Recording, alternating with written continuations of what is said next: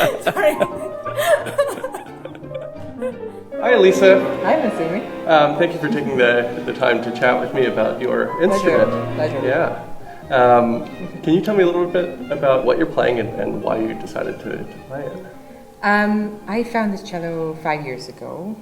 I was actually taking the cello that I had at the time, which was a William Forster, which I had for 16 years, 1790, and I had been very happy with it until I took it for a routine repair. It was, one seam was open, and the luthier said, "I have the perfect thing for you." And I thought,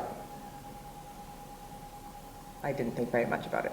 So you weren't looking for a cello? I was not looking, no. And then he pulled out this cello, which was actually a Montagnana, which of course is a fantastic maker, and many famous cellists have played Montagnanas.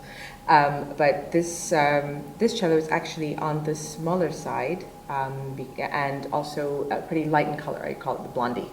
For Montagnana, one thinks of Montagnanas as really big and dark and big proportions, big right? proportions. Like very wide. Yes, exactly. But this is a smaller. This is it's about average sized, which is for Montagnana is on the small side. Right. But it was because it was cut down from its original and then enlarged by about a centimeter. Enlarged again. Enlarged again. You can see.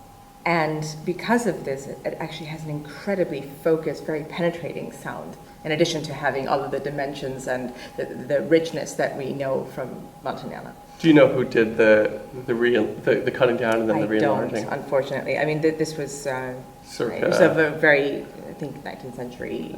I think so. But this cello was made in 1723. Yeah. And Venice, right?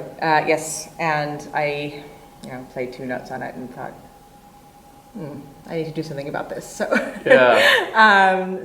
I've had it since then. That's so fascinating. Yeah. So, but presumably you've tried many cellos in your lifetime, and yes, and but you were playing the Forster for a very long time. 16 years. 16 years. So I was 4 years ago. I was Oh no, it's 5 years ago. I was 32, and I had been playing it half my life at that point.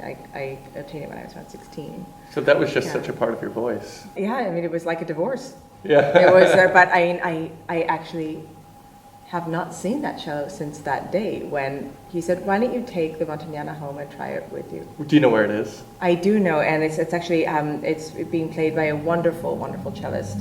So what has been your journey with this Montagnana?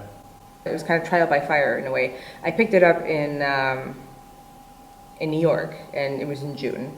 And then my first engagement with it was in New Zealand with Prokofiev's Sinfonia Concertante, which is, it's a huge piece, and it was a tour actually I was doing with my husband, conducting. And of course it was winter in New Zealand, and New Zealand is far south enough that it really, it wasn't like Rochester winter, but it was it was around 40 degrees, and it went from 100 degrees in New York to 40, and 30 hours of flying and everything, and then having to completely reaccustom myself to the spacing. Of course, as we know, whenever you play a different stringed instrument, the spacing is different, so the intonation is effective, and how the sound is produced. So you were trying to play in tune? I was trying to play in tune, trying to make the thing work, and we were getting acquainted. Yeah. And something which I discovered is that this instrument plays so easily, and so I was tempted to just play everything really, really fast, because it was suddenly everything that I had been working so hard for to get out on the Forster